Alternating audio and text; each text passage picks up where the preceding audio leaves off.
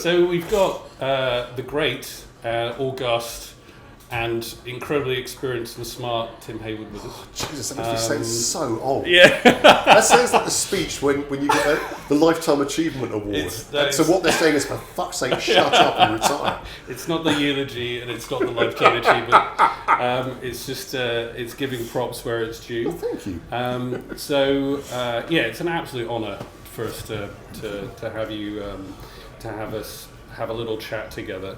There's a few things that we wanted to kind of talk over. We'd talk about restaurants, talk about wine, obviously, given our area.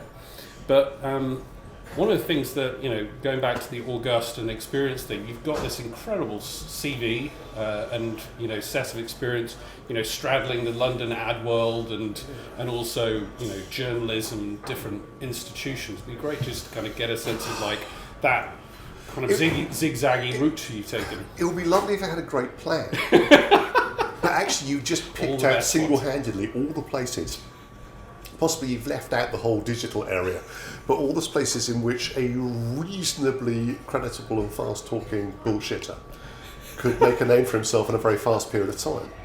I just moved through them fairly fast. Is that at the top of your resume? Well, obviously one never actually says it out loud. I can now because I'm old and at the other end of it. But no, it's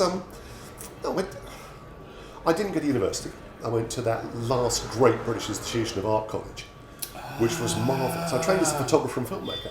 Wow! So I love that stuff, and I still do take pictures, and I'm fairly sort of visually aware. That's my thing. That didn't really help much. I mean, you couldn't do much with an art college degree. It wasn't even a degree, it was a diploma. Didn't help.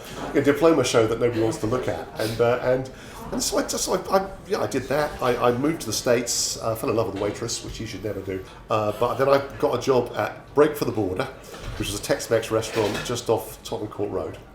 And I don't know because I didn't. Still going now? No, God no, I hope not. It was supposed to be closed down for food poisoning years ago. I mean, I'd done some cooking because I grew up on the South Coast, so you got jobs in restaurants, that's all you did. I was a hopeless waiter. And so I applied for a job at this place. I didn't want to work in the kitchens, I wasn't up to speed.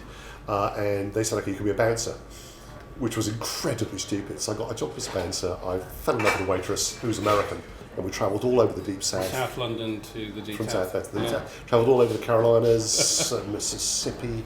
Between those two, I got a job at Carlton Television. Yeah. And that was weird. I managed to blag my way into being an avid operator. I'd never worked one before, but when I'd been in the States, I'd seen the first Mac. Wow. And I had an SE30, which I brought back with me, and people thought I was sort of digital. So I did that, and that was cool. And then I went to CHHCL, I had a job interview with Adam Lurie, who was like the god of planning.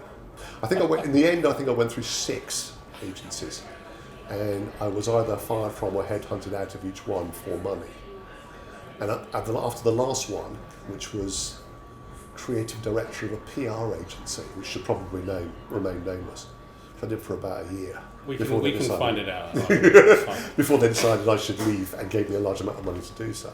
I became a stay-at-home dad, which was great. It was the happiest years of my life, carrying my daughter around on my backpack and trying to build up a freelance career.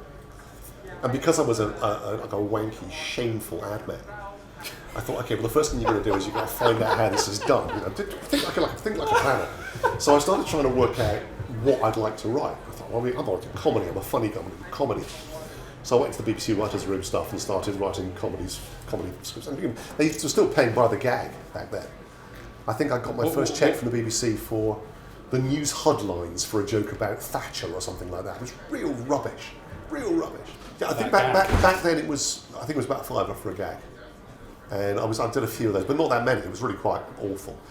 And then there was screenwriting, and people did screenwriting courses. So I did a bunch of screenwriting courses, which were hysterical because they were really formulaic and really brilliant, and taught me that there was process, but also put me off film for life. And then I thought, actually, fucking food. I like food. It actually turns out that quite a lot of the restaurant critics and food writers in the UK that have done well. It used to be you did it because you were posh. You were the only posh people who went to restaurants. So it was you were usually an aristocrat, or the drunken, superannuated journalist who got that gig, or the husband or wife of somebody really rich, and they would do that gig. And by the time I got it, there weren't lots of other planners who'd been to but a lot of Carlton a lot of advertising people and PR people. went into that gig because they had spent the 80s and 90s getting arsehole on somebody else's money. They'd been to all the top restaurants. They had a chance to grow it. Just somebody saying, hey, I want to be a restaurant critic. And you can't. No, where have you been? Well, I saved up once and went to a nice restaurant. Fuck, you're going to be going every week on somebody else's money, which we did. We did that for that period of time. So it was funny. It was funny and silly. What do you think makes a good critic? And it doesn't have to be just food, it could be music, art, whatever. Well, weirdly, I didn't read restaurant critics when I was trying to teach myself. I read Pauline Kael, I loved. Yeah. Hunter Thompson, I thought was brilliant. What era of Thompson? Basically the wild and drug, but everything, because also he spoke about being a journalist in a way that nobody else did. Yeah. And I discovered Clive James, who I just thought was utterly honest about being an outsider. He had an enormous intellect, but wore it lightly.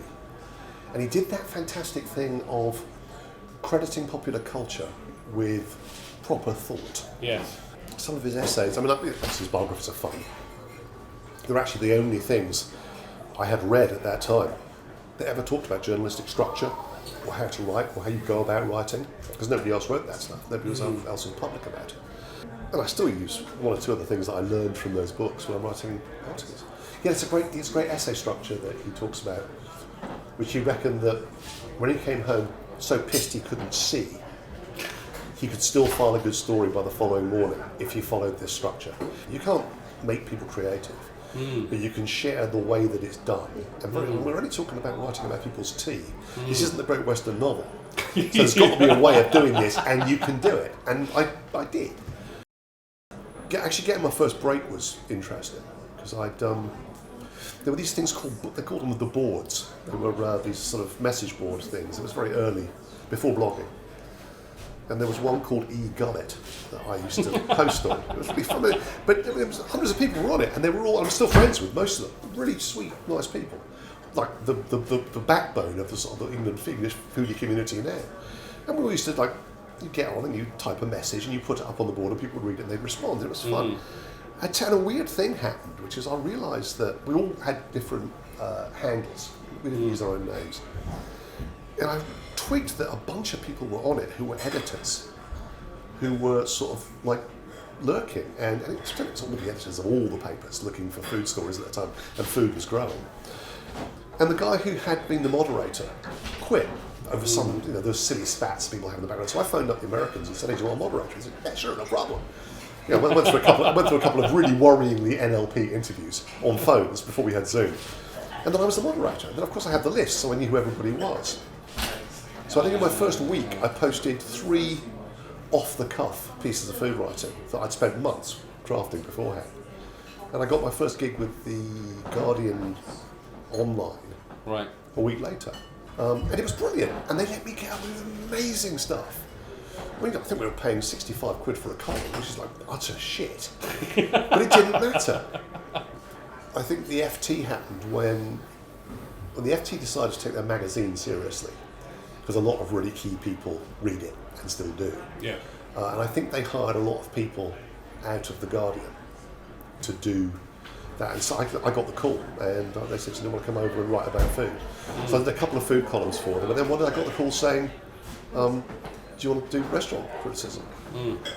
And I said no. I didn't want to do it. I'd always said I'll write about food, but I do not want to be a critic. But what was your rationale? Because every single time you say I write about food, oh man, must be great, all those free restaurant meals. I'm not a critic. I don't like to be a restaurant critic. I don't want to. By this point, I own the restaurant. I don't want to be a restaurant critic. And I don't think I write criticism like a lot of people write criticism. I think the way criticism is going has changed so vastly, and is going to change more. That I'm just sort of trying to survive in it, and hopefully we'll do so. You're doing more than surviving. Well, I think we're all going to have to mutate a little, really. Certainly during COVID, people lost their taste for giving people a kicking. Nobody wanted to read it. And although we loved writing, it was great fun. People always loved our nasty pieces best. Yeah. You just can't do it anymore. It doesn't feel appropriate. It doesn't seem right. It seems. Why is that? How did we ever last so long, being the only people who could absolutely kick the living shit out of a small independent business because they're the unmitigated gall to put themselves out there? I mean, they call me a columnist. I write a column about which half of the time it's in some way triggered by a restaurant experience. And I do a certain amount of dish by dish, going through things, but it's always in a positive. I spike stories, pay for them myself, if I can't be nice. I've got a certain style for being, enthusiastic, and that's fine, and that's sort of it, really. I mean, there's not a lot more complexity to it than that. People are nice enough to keep thinking, I want to read that because it makes me feel good. It's funny. The other day, I think most writers will do this, but they won't tell you. Which is, I went to ChatGPT. It's in its 6th iteration now, and it's getting quite good. Yeah. And I did what I often do, which is write me a restaurant review in the style of Tim Hayward. And there's enough of me out there to do it. And it came back, and it was shit. It's just put out the occasional parody, and it will pick it up. Because that will be reinforced by the enormous amount of food writing that's out there that basically uses language like that. And it was perfect TripAdvisor. Yeah. Well, this is great. This is absolutely terrific. As long as I'm writing better than that, and AI is writing as well as TripAdvisor, we're fine. We can be friends. What do you think is the role of that type of? I mean, you've already said that you don't see yourself as a critic. You see yourself as a columnist who probably happens to talk about food and. Well, I think it depends how you define critic. I mean, I think I see myself as a critic like Clive James is a critic. Yeah.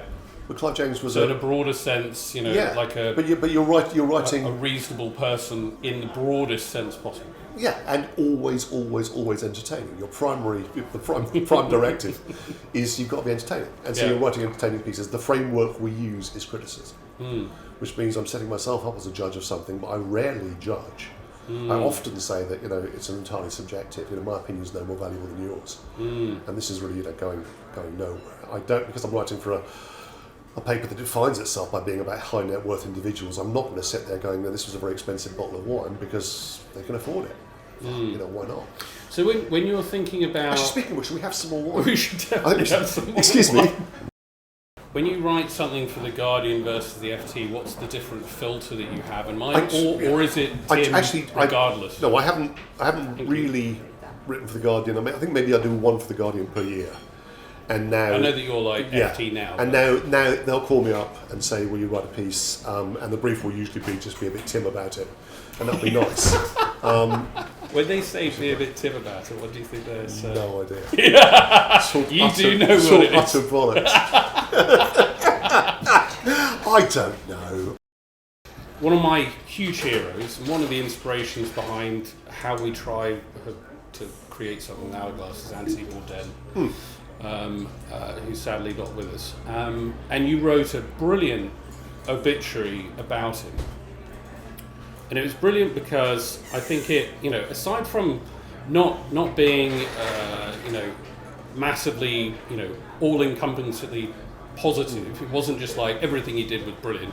You said that, some of the writing, some of the chapters in Kitchen Confidential, which was his breakout, they were more like little essays or little diary bits, and they were kind of chunked together. It wasn't really a novel. And you also said that on some of his TV stuff, he's less of a writer and more of a communicator. Yeah. And I just wanted to because I think you've got a similar knack for getting across things, whether it's emotional, rational, specific, whatever, that leaves an impression. So I wanted to understand a bit about what you meant by communicator, not a writer. Well, I think he's a creature of his age, in the sense that although all of us would like to be the sort of the Henry Miller character, just sitting in an attic somewhere in Paris and having it off with Anais Nin, and then writing a great bit of work, and having a conversation with your publisher, and it comes up on a bit of paper. We'd all like that, but we're not. We don't work that way. We're all working in a completely different set of media. Yeah. He was an absolute. His media story, his media development is astonishing. Yeah. I mean, basically, he was doing like I'd done, working in kitchens because nobody else would have him. He was dealing with drugs. He got a lot deeper into it than I did, but similar issues. And then one day he was living. His mum was an editor on New York Times. This is it. Yeah. His best mate, who he was living with, worked for whoever the publishing company was that eventually published Kitchen Confidential. He already put 2 of those pieces out in the NYT, which he didn't know what it was, a Nepo baby in that respect. and you can tell his whole persona is based on he wants to be Joe Strummer. Just so facing it. And why not? What the fuck's wrong with that? So would I. Definitely aspired to Joe Strummer. And so, good taste. I liked that. I liked that about him. But he kind of didn't take himself too seriously. But when that book hit, and it took off, and he took the money, and he did what you'd expect, or what I would bloody do with it, which is, he got two people who'd been doing Manhattan Cable up to that point, Randy Barbato and whatever the other guy was called. Yeah.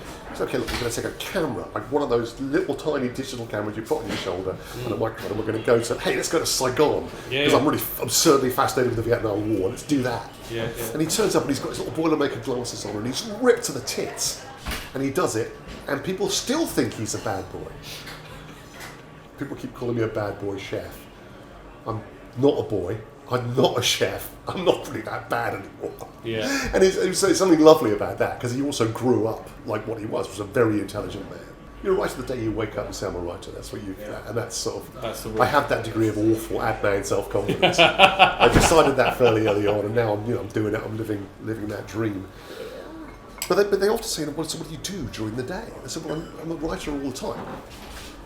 But interestingly, the actual writing of a piece, I'm actually remarkably fast. Yeah. And I don't do multiple drafts. So when you say you're a writer all the time, does that mean that you're taking notes, you're thinking all the time? Or because I think what does that involve? Good writing, particularly journalism, isn't actually about vocabulary and punctuation. People think it is, and it's not. Because you've got subs who will stop you saying anything stupid, not punctuating it well, using the wrong words or using, spelling them wrong. They've got all that covered. What you've got to do is have an absolutely airtight argument, you can call it, or structure if you want to call it that. But you've got to have an airtight point that goes through it. So I rehearse stuff I might write, like this. One of the best ways, I often say it to young writers, which is, okay, this is great, it's all over the place. Just look at me and tell me, like we're in a pub, what you're trying to tell me. Basically, it's like this. Okay, well, this one, I write that down. Because I didn't go to university. Nobody ever tried to teach me how Virgil had done it or how Shakespeare did it. That never happened. So I got it from adverts. I got it from TV. I got it from the screenplay. Back to my point, what's it like being a writer? Well, for 45 minutes, which is about what it takes me to do 1,000 words, just like that. But I don't sit down unless I've got it. Once it's cooked. Woe betide you coming for dinner on a Wednesday if my writing day is on a Thursday, because I will run it past you and see if you laugh and where you laugh and where you don't. I've always done this thing whereby I finish it 2 days before deadline, and then sleep on it and don't touch it and walk away from it, and then I go back to it for one last go before it goes in. So what do you write on? Do you write on your phone? Do you write on your laptop? I write in my head. Yeah. Because so back to that original point about making notes and about Will Self, who I think is a brilliant writer. But he's got that slightly big words. Yeah, he's got that slightly Oxbridge problem about. He's a writer rather than a communicator. He's about words and crafting the perfect sentence. Whereas my thing is, I've made the thing. I think maybe even like the perfect turn of phrase, where I think Amos is the perfect sentence. Yes. And they sculpt the words. Yes. Yeah. I think Bourdain is a communicator. I think I'm probably as a writer, I'm more of a communicator than I'm a writer, because I've got the argument down pat before I sit down. Yeah. Have you come across a food writer called Kate Hawkins? Yes. Food wine writer. Yeah. So she's a really good friend. She's a really good communicator. Yeah. Because she gets her passion straight and she really goes. Yeah. She has a stammer, which is interesting. And I saw her at the last Abergavenny Food Festival hold a room of 200 wine freaks. And it was astonishing. It was absolutely astonishing to watch her commitment and her focus. And my point is that if you've got the communication right, how you write it is a secondary issue. Yes, yeah. I think what I saw with Kate on that particular occasion, weirdly, is standing up and presenting something. If you've got the thing right in your head, what you say, the quality of how you say it is sort of immaterial. I guess it's like the difference between the Marseillaise and God Save the King, or God Save the Queen. Exactly. Marseillaise isn't necessarily about the words; it's about the feeling, and it's vox popular. It's of that the sound and the words and everything is a one thing, whereas Well, the other example is just a series of words with some music. You're not writing, you're not performing. Yeah. You're transmitting an idea from your head to somebody else's. Yeah. So everything else is just a finesse on that. Don't use long words that are going to alienate people if that's the kind of audience you're going for. Never patronise and write down to people by explaining what the words are. I think the Big Mac is the most perfect food ever devised. It's the most perfect food ever devised because 1 billion people have eaten it and not rejected it. And you start looking into the technology of what's in it and how it's evolved over time. Yeah. It's beautiful. I mean, the thin patty is there, like all smash burgers, because you're not trying to have it rare in the middle like a steak. It's all about the mild reaction on the outside. So you actually have 2 of them, because then you get the double the mild reaction. But you've got to make it moist, so how do you do that? Well, the gluey cheese goes between the... No, it doesn't go between the 2, actually. Weirdly enough, it's a double-decker. Yeah. So you put a slice of bread in between the 2, so both of the meaty patties bleed into the bread in the middle, keeping the juice in there. Then you have the cheese, but it's mainly about the sauce. Yeah. And the bun's got to be shit. and it's remarkable, because then you think, my God, this is just... Well, the bun, this is the most perfect food. Bun isn't kind of anything. It's like, what substance is it? It could be like cardboard. It could be, Actually, their ingredients are pretty good. So I agree with you that Big Mac might be that perfect, but surely it's the McDonald's cheeseburger, just the single cheeseburger.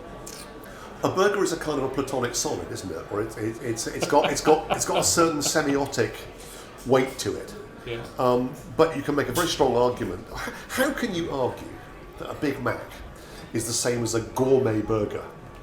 From Nosferatu, whatever it was called, with a Salt Bay. Or a Gordon Ramsay. Salt Bay. You can't. There's literally no way. One is trying to be a steak. One is trying to be a fast food that doesn't spill on your tie when you're driving. Now, those are 2 ends of the same spectrum. Yeah. But one of them is evolved to be the perfect deliverable. It's got vegetables in it. It's got flavours that are simultaneously sweet and sour. It's everything about it is absolutely ideal. Now, I'm not saying I'm going to eat them every day of my life. I don't. I do it very, very occasionally. But I am saying you don't say that's shit. You wrote something recently about all the best restaurants are diners, in essence. Yeah. Can you just expand on that thought, because it kind of runs contrary to a lot of the received wisdom of the best restaurants are the ones which are the fanciest and the most forbidding. In as much as I have a chip on my shoulder, it's that. I don't think any place should define itself by how uncomfortable it can make most people. And therefore you don't feel uncomfortable because you're rich enough to be able to pay them not to be nasty to you. It seems fundamentally flawed. They'll still judge you though. Yeah. But a diner, having worked in a lot of diners as a kid, they're just so democratic. Yeah. It was a place for authentic experience and exchange, and I loved that. I loved that about them. I've actually just written a piece about gastropubs. For me, that's what a pub should be. That's my moon underwater, is that sort of place. It's a gastropub in 2000. I love it. It should have good wine, it should have reasonable food, it should be friendly, it should allow children and women and dogs. And that's what I want a pub to be about, because what we didn't have here was little zincs with check tablecloths and pasta on tap, and they know So our pubs are check for you. So our pubs are our gastro bistros. pubs are those. Yeah. Because So they're the equivalent of the bistros in Paris, Yes. and the trattorias in Rome and Milan. And the reason I like this place, weirdly, is it's got that diner thing. yeah, it does feel like a bistro. I It think. feels democratic, it's lovely. They want everybody to be comfortable, they want everybody to be happy. It's very fundamental. What they were about was democracy and supplying the needs of a local Making audience. people feel comfortable. And those places are welcome. always good. I mean, Sostanza in Florence, which is like one of my favourite restaurants in the world.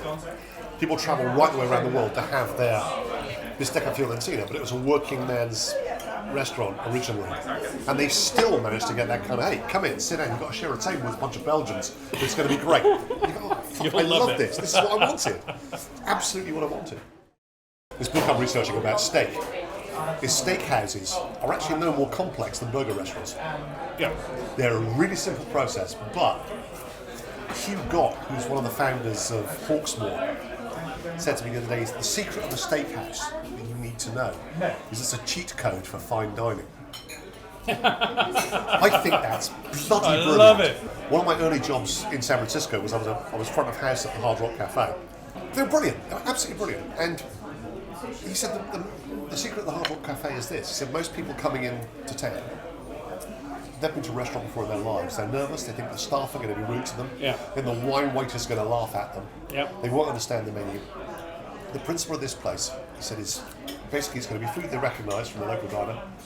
It's going to be staff that look just like them, only wearing an apron. Yeah. It's going to be friendly and charming. Some contact for you guys. Thank you. That's Wonderful. lovely. So best of all, because none of them have got anything to talk about and they're nervous about making conversation, we nail stuff to the walls that everybody understands. That's Jimi Hendrix's guitar up there. That's the fins from our 1950s Chevrolet. It's a brilliant And example. of course it was exactly that. It was Brilliant creating example. a place where everybody could be comfortable and happy.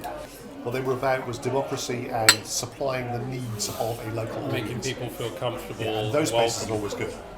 It's amazing that you mentioned Hawksmoor because I've done that. I've done that exact thing where the one at Spitalfields, I've gone up to the counter and I've just been there with a book, and have a steak and whatnot, have an old fashioned, not think about it, completely comfortable, completely relaxed. And I think I agree with you. This place has got the same kind of good quality stuff, but like disarmingly accessible.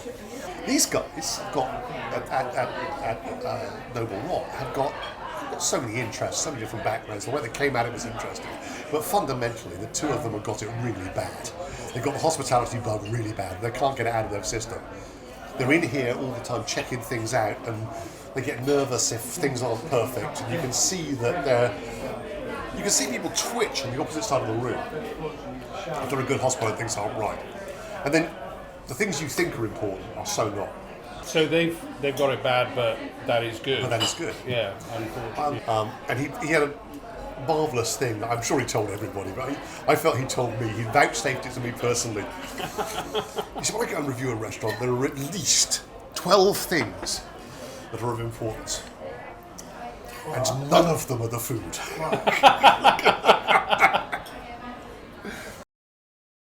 Obviously we're in Mayfair right now, which, as you said, is the land of very, very rich tourists and hedgies. But there's a kind of old school wine culture which is a bit fusty and a bit you can only drink Bordeaux that's 20 years old and all that stuff. And obviously the most recently you've got wine which is a bit more natural, a bit more East London, a bit more hackneyed, people with expensive haircuts and trainers and stuff. And the danger is even with that is that even though it's made it more accessible to a younger generation, it's also brought up barriers almost in parallel to the old regime. And it feels like such a missed opportunity because surely it's about making the really, really good stuff a bit more accessible to people. So part of me says, isn't it amazing how blokes can fuck up everything? Just, ever since Nick Hornby started writing, you get that thing whereby we can take almost anything and codify it and manage it so it becomes wank. I remember when I really liked coffee until they told me that I wasn't really going to be understanding it unless I got the very, very high notes, and I should really be having it cold brewed, and so on and so on. I lost interest. But I felt, really, when the original natural wine thing kicked off, there was a lot of that about it. It was too much hackney, too much bro. Kate said to me, and I will hold to now for the rest of my life, is you've got to think about how the next generation are going to be drinking wine, and it's like this. By the glass, for adventure and for excitement. And actually, Grandad, none of the stuff you know is of any value outside the dinners you have with your 6 mates who can afford the expensive stuff. And I'm sort of humbled by that, and I also, if I have any wine advice to anybody out there, that is it. You talked earlier about if you were in the 60s, you'd be.